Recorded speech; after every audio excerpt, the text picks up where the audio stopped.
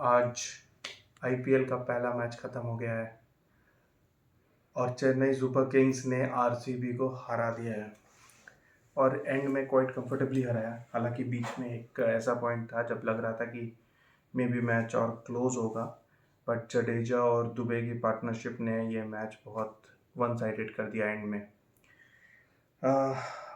RCB की batting बहुत ही poor थी।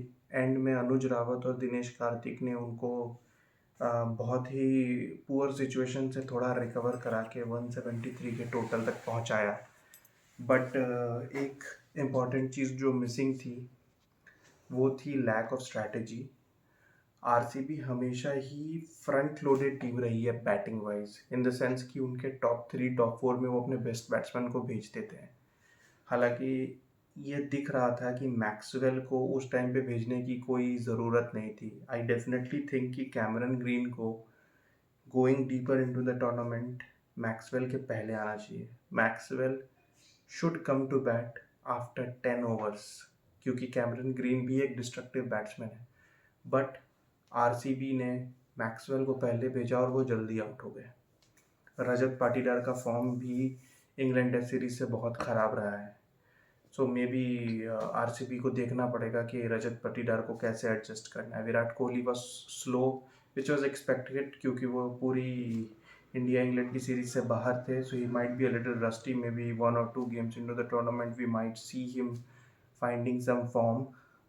But the most dangerous part for RCB in this season जो अभी मैंने नोटिस किया, आरसीबी के पास कोई स्पिनर ही नहीं है। Karan Sharma is like not a big spinner of the ball. Karan Sharma बहुत पहले इंडिया के लिए एक टेस्ट मैच और कुछ वाइट बॉल गेम्स खेल चुके हैं, but Karan Sharma is at best a support bowler. RCB के पास कोई भी स्पिनर नहीं है। मैक्सवेल एक पार्ट टाइम स्पिनर है और उसके अलावा कोई प्रॉपर स्पिनर नहीं है उनके पास। करण शर्मा के अलावा कोई प्रॉपर स्पिनर नहीं है। तो उनको सोचना पड़ेगा कि वो कैसे इस सिचुएशन को हैंडल करेंगे, क्योंकि उन्होंने पूरे ऑक्शन में सिर्फ पेस बॉलिंग और बैटिंग पे ध्यान दिया है। उनके पास एक भी स्पिनर नहीं है। अगर उनको ओवरसीज स्पिनर में किसी को प्रेफर करना है तो they have the option for Will Jacks. Maybe in some games, definitely in Chennai, maybe Alzarri Joseph की जगह उन्हें विल जैक्स को खिलाना चाहिए, क्योंकि अल्जारी जोसेफ एक पेस बॉलर है बट उनके पास कोई T20 की वेरिएशंस नहीं है। अगर आप उनका करियर उठा के भी देखोगे तो Joseph is primarily a test bowler. ODI record भी ओके है, बट T20 डेब्यू भी उनका अभी तक 1-2 साल पहले ही हुआ था। हालांकि मुंबई इंडियंस के लिए उसने कुछ गेम्स में अच्छी परफॉर्मेंस की है, बट अल्जारी जोसेफ के पास कोई ऐसे T20 वेरिएशंस नहीं है। सो ये इट्स डिफ़िकल्ट टू एक्सप्लेन कि आरसीबी ने इतना हैवी इन्वेस्टमेंट उनके ऊपर क्यों किया। हावेवर आरसीबी के पास और फास्ट बॉलर्स हैं। Tom Curran is a T20 specialist, और Reece Topley is also from England. He is also a good T20 bowler, white ball bowler. But spinner RCB को डेफिनेटली इस बारे में सोचना पड़ेगा कि वो स्पिन डिपार्टमेंट को लेके अब आगे क्या प्लान करेंगे, क्योंकि आरसीबी के पास कोई स्पिनर नहीं है and this is going to be a major problem for them in this tournament. हालांकि in the games which will be in Mumbai, in Bangalore rather, in Chinnaswamy, वहाँ पर शायद स्पिनर्स का इतना रोल नहीं है, तो मे बी वहाँ पर इनकी ये बॉलिंग अटैक थोड़ा बहुत काम कर जाए। बट चेन्नई, दिल्ली और जहाँ पे भी पिचेस स्लो होंगी, मे बी इवन कोलकाता, वहाँ पर आरसीबी बहुत स्ट्रगल करने वाली, क्योंकि उनके पास कोई ढंग का स्पिनर नहीं है।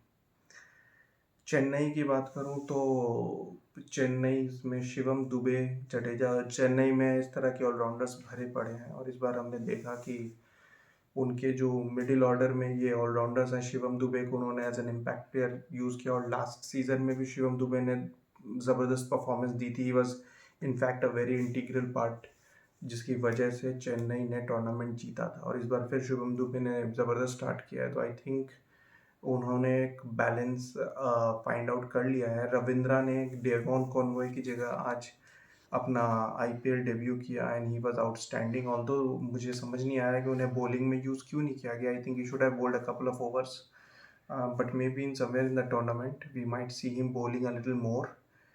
But if I tell you frankly, last 6-8 months if you see, Devon Conway की फॉर्म कोई खास नहीं रही है. He has not been doing well.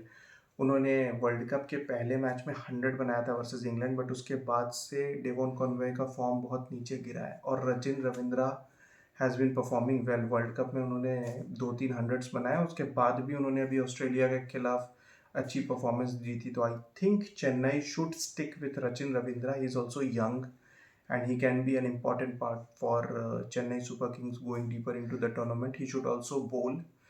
Chennai Super Kings is again looking a very balanced side. Dhoni की ज़रूरत तो अभी पड़ी नहीं है, and I think maybe going deeper into the tournament, Dhoni also might be used, as an impact player or something. He might just keep wickets and then he might not bat.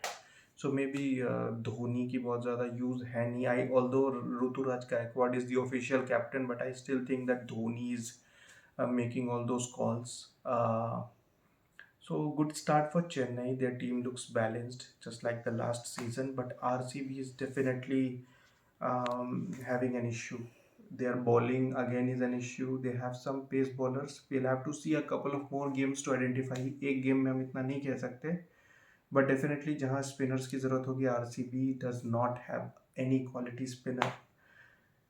So yeah, let's see how it goes. And कल 2 matches हैं. पंजाब और दिल्ली का match है पहला, और दूसरा है KKR versus Sunrisers Hyderabad.